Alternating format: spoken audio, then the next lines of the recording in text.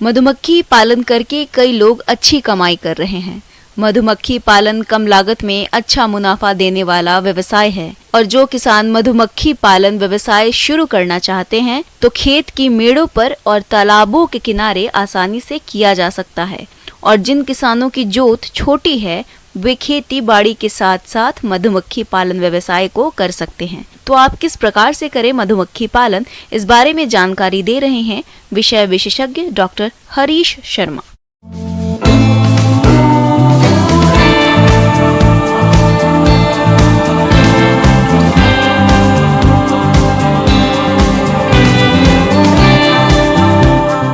तो हम अपना जो मौन वंश, जब हमारे मौन वंश जैसे हमारे 60 से 80 मौन वंश हम कहते हैं एक स्थान पर रखें और उस स्थान को जहाँ पे हमारे अधिक मौन वंश होते हैं उसी को हम मोनालय कहते हैं, एपेरी कहते हैं। तो इस तरह एक मौन वंश से दूसरे मौन वंश में लगभग 2 से 3 किलोमीटर का फासला होना चाहिए। ये तो आगे मोनालय की बात। किसान भाइयों, इस व्यवसाय में एक बहुत ही महत्वपूर्ण प्रक्रिया होती है जिसे स्थानांतरण कहते हैं। इसमें फूलों की उपलब्धता के अनुसार मोन बॉक्सों की जगह बदलनी पड़ती है ताकि मधुमक्खियों से अधिक शहद का उत्पादन ले सके। आपको अपने उस क्षेत्र के जो मौन पुष्प हैं उनके बारे में जानकारी होनी चाहिए। अब एक पुष्प होता है, एक मौन पुष्प में बात कर रहा हूँ। तो मौन पुष्प उन पुष्पों को कहते हैं हम जिनसे मधुमक्खियां अपना नेक्टर व पोलन, मधुरस या पराग जो है एकत्रित करती हैं। जैसे कि हम सरसों के ऊपर करते हैं, मैंग्रोव्स के ऊपर करते हैं, हम यूकलिप्टस के ऊपर करते हैं, सनफ्लावर के ऊपर कुछ एरियाज में करते हैं। तो उन मौन पुष्पों की प्रचुर मात्रा होनी चाहिए। अगर उनकी मात्रा कम है तो आप जितना भी प्रबंधन कर लें आप शहद प्राप्त नहीं कर पाएंगे। तो इन चीजों का ध्यान तो रखना ही है।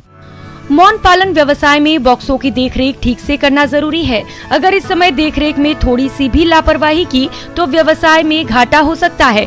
इसीलिए देखरेख में किन किन विशेष बातों का ध्यान रखना है, आइए जान लेते हैं। जो मौन गृह के अंदर आपकी चौखटें या फ्रेम हम कहते हैं, उनको हम हाइव टूल कहते हैं। उस हाइव टूल से उनको थोड़ा सा लूज करते हैं और जब आप मधुमक्खियों की फ्रेम को चेक करने वाले हैं तो एक तो अपने आप को स्थिर रखें और सबसे महत्वपूर्ण जो हमारा काम होता है निरीक्षण करते समय वो यह भी होता है कि क्या इसमें एक अच्छी रानी है या नहीं है। मौन वंश जितना सशक्त हो लेकिन उसके आगे सशक्त तो तभी होगा जब हमारे उसमें एक अच्छी युवा रानी जो होगी वो उपलब्ध होगी।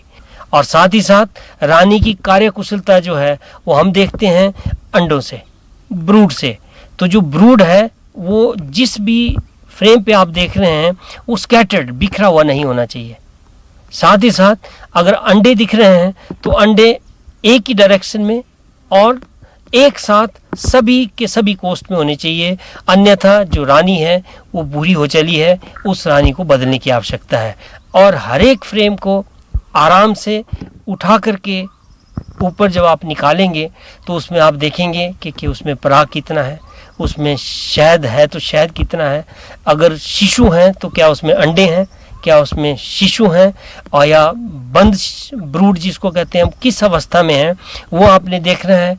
और अपने लिए आप उसका रिकॉर्ड भी रख सकते हैं कि हमारे किस फ्रेम पे ये जो पराग, शिशु या ब्रूड व अंडे की कितनी मात्रा है। अब इसमें हम निरीक्षण करते हुए एक तो मधुमक्खियों में देखेंगे कि भोजन है या नहीं है, भोजन इनका शहद होता है या पराग होता है तो उसको देखेंगे। और जो स्थान जहाँ रखें हम वहाँ पे एक पानी का प्रावधान आवश्यक करें। इससे भी आपके जो मौन वंश है वहाँ पे हमेशा जो है स्वस्थ रहेंगे। और साथ साथ हम ये सुनिश्चित करेंगे कि कोई बीमारी तो नहीं है। तो बीमारी वयस्क मधुमक्खी में भी हो सकती है और जब अंदर देखते हैं हम तो शिशुओं में देखने की कोशिश करते हैं। तो शिशु को भी हम देखेंगे कि उसमें जो शिशु है क्या उसका रंग जो है वो सफ़ेद है, अगर नहीं है तो उसमें क्या दिक्कत है, क्या उसकी पोजीशनिंग ठीक है या वो उल्टा पड़ा हुआ है, फूला हुआ है, तो वो भी हम कहते हैं कि उसमें कोई बीमारी है। किसान भाइयों, अगर आप मौन पालन शुरू करना चाहते हैं तो अपने जिले के उद्यान अधिकारी से संपर्क करें और इस व्यवसाय को शुरू करने में जो भी तकलीफ बातें हैं उसकी जानकारी लें तथा इस पर मिलने वाले अनुदान के बारे में भी पूरी जानकारी लें। इस व्यवसाय को भूमिहीन लोग जो हैं, छोटे स्तर पर जो किसान हैं, युवा है, तो महिलाएं हैं, कोई भी वर्ग इसको बड़ी सुगमता से अपना सकता है।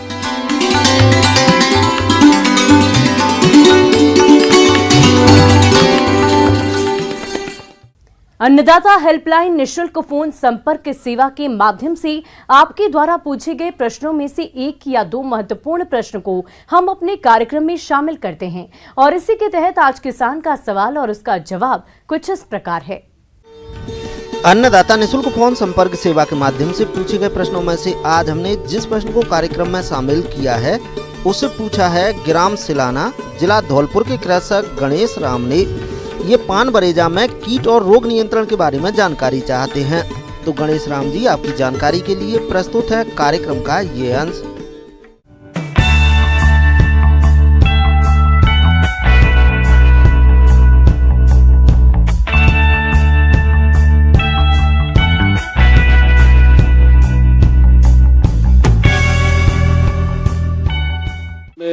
किसान भाइयों, जो ये फफूंद जनित बीमारियों और कीटों का जो है सो प्रकोप जो है सो देखा जाता है। इसमें जो है सो पहला जो फफूंद जनित बीमारी है वो है पौध गलन रोग जिसको कहते हैं। इसमें ये फफूंद जनित बीमारियों से होता है, पत्तियों पर जो है भूरे रंग के जो है धब्बे बन जाते हैं।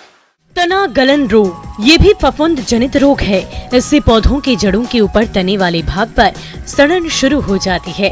इसके प्रकोप से पौधे बहुत ही कम समय में मुरझाकर नष्ट हो जाते हैं। इसी प्रकार पान की फसल में ग्रीवा गलन या गंदली रोग का प्रकोप होता है। ये भी फफूंदी जनित रोग है। इसके प्रकोप से बेलों में गहरे घाव विकसित होते हैं और पत्ते पीले पड़ जाते हैं और फसल तेजी से सूखने लगती है। ये रोग जनित पत्तियों को जो है सो हम लोग अगर नष्ट कर दे तो इस रोग से जो है बहुत हद तक जो है सो बचाव किया जा सकता है। उसके बाद इसमें जो है 0.5% जो है सो बॉर्डेक्स मिक्सचर का जो है स्प्रे कर सकते हैं। उसके बाद एक रोग है पुर्निल आसित रोग। ये भी फफूंद जनित रोग है। ये छोटे सफ़ेद धब्बे के रूप में जो है सो पत्तियों पे दिखता है। इसके उपचार के लिए जो है हम लोग गंधक का जो है सो प्रयोग कर सकते हैं। और एक रोग है कि पर्ण चित्ती रोग देखा गया है, उसमें वो भी फफूंद जनित रोग है।